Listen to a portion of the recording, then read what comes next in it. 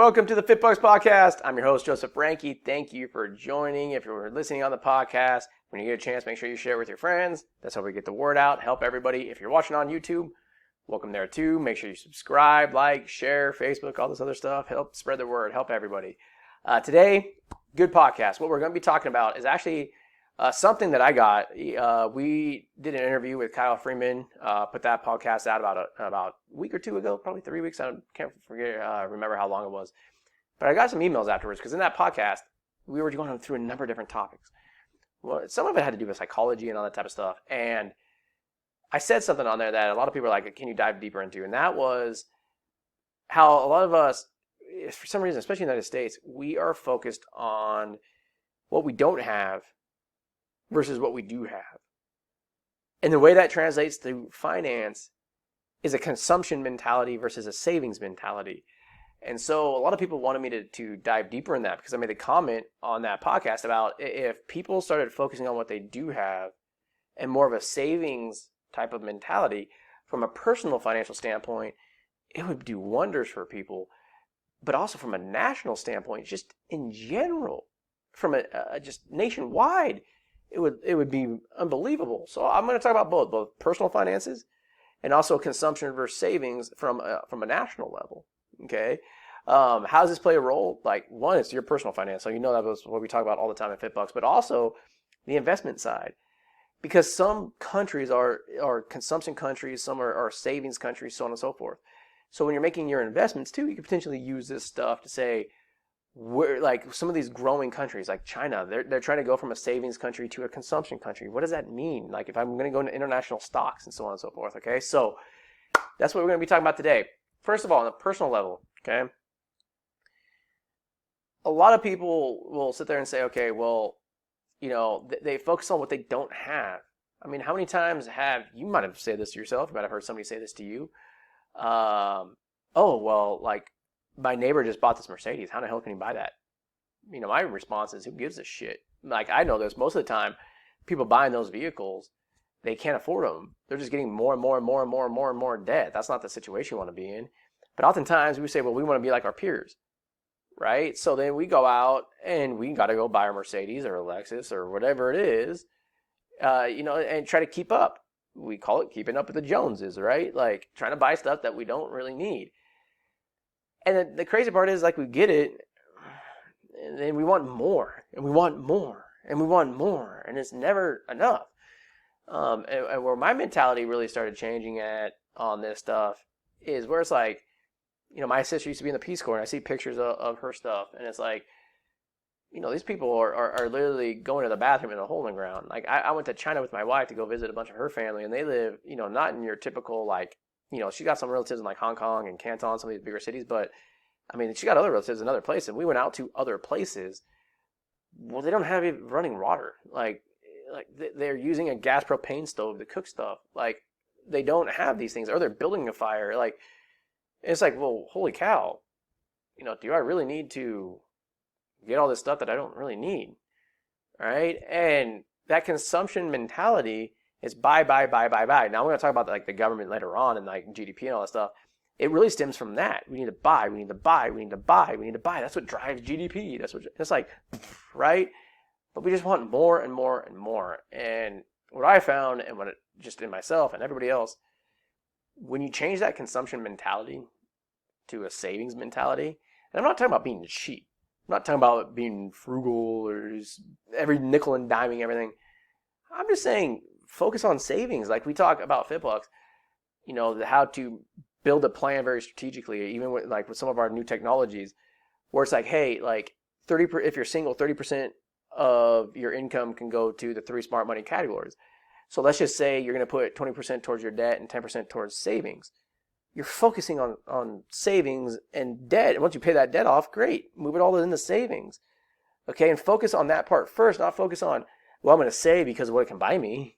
Like, I want to buy a Mercedes, and either I got to use debt, and I'm going to get over leveraged, or I'm going to buy a Mercedes with cash, but then it's going to be a depreciating asset, and now I'm just back in the rat race, right?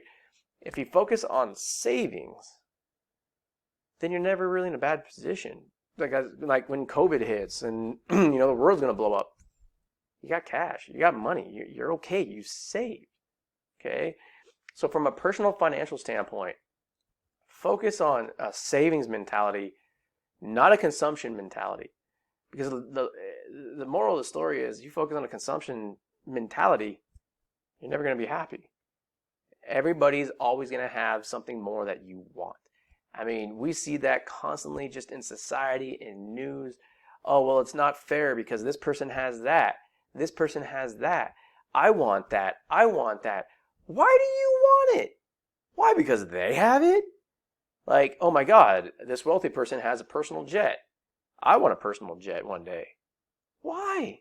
Like, I don't fly anywhere. Like, and when I do, I'll just take Southwest or JetBlue. Like, why am I going to have the headache of buying this other thing?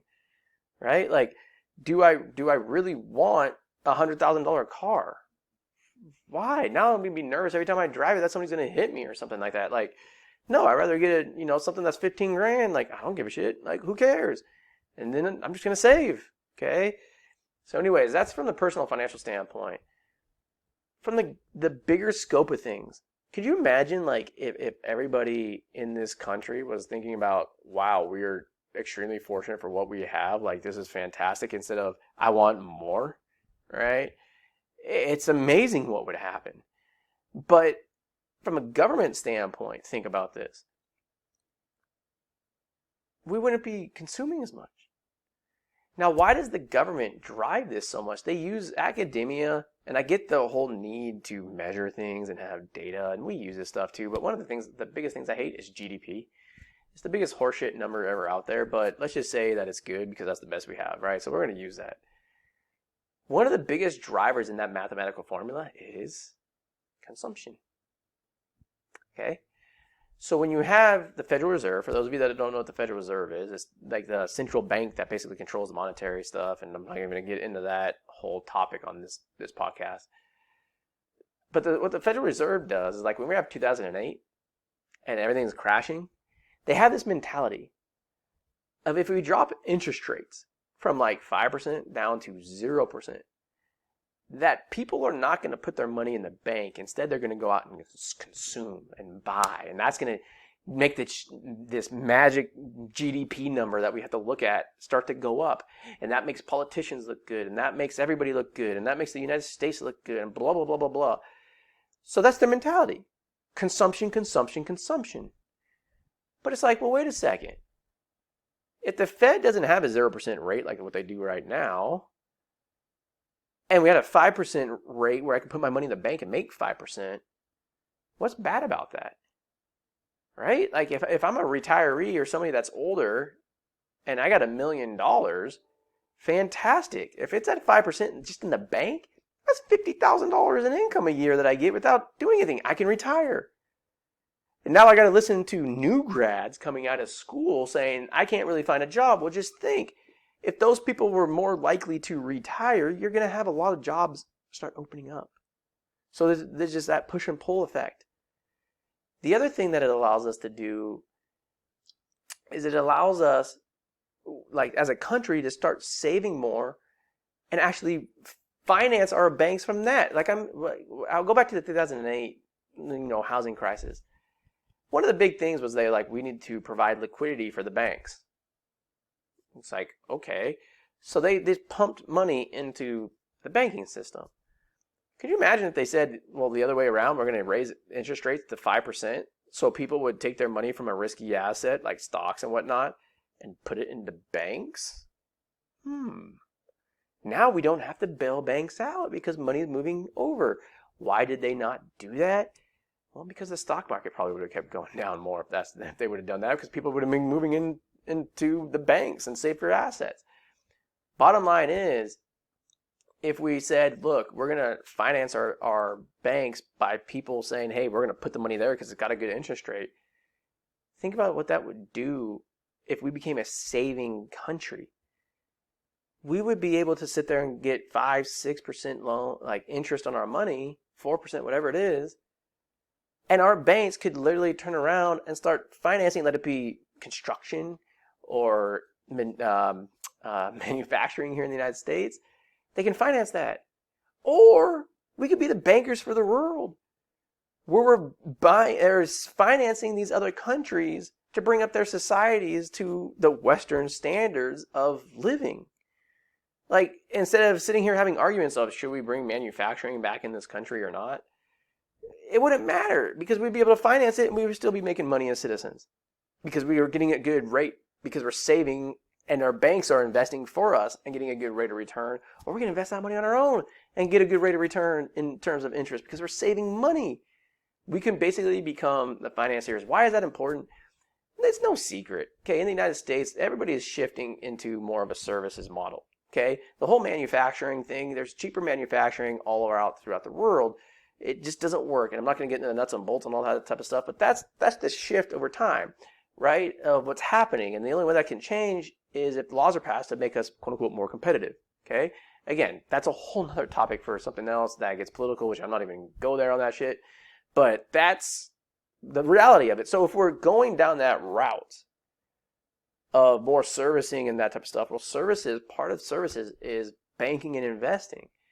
In order for this to work, we have to become more of a saving nation, because if we don't, the Fed's going to have to sit there and just keep propping up banks, because every time there's a failure, it's like, right? And again, there's a number of different things go into this. At the end of the day, my thing is, don't focus on what you don't have. Don't focus on consumption. Focus on savings.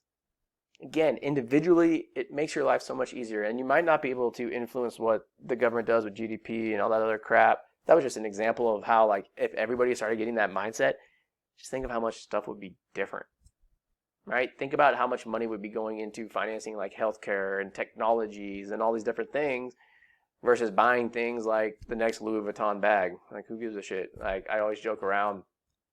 A relative came to Miami one day and she was like, "Oh, do you like my Louis Vuitton bag?" I'm like, "It has Louis Vuitton's name on it. You should probably give it back to him," right? Like, why do I want something that has somebody else's name on it? I'm like, what the fuck? Like, that's just my opinion. Anyways, that's the podcast today. Short and simple. More of a mindset podcast. Instead of consumption, focus on savings. Talk to you soon.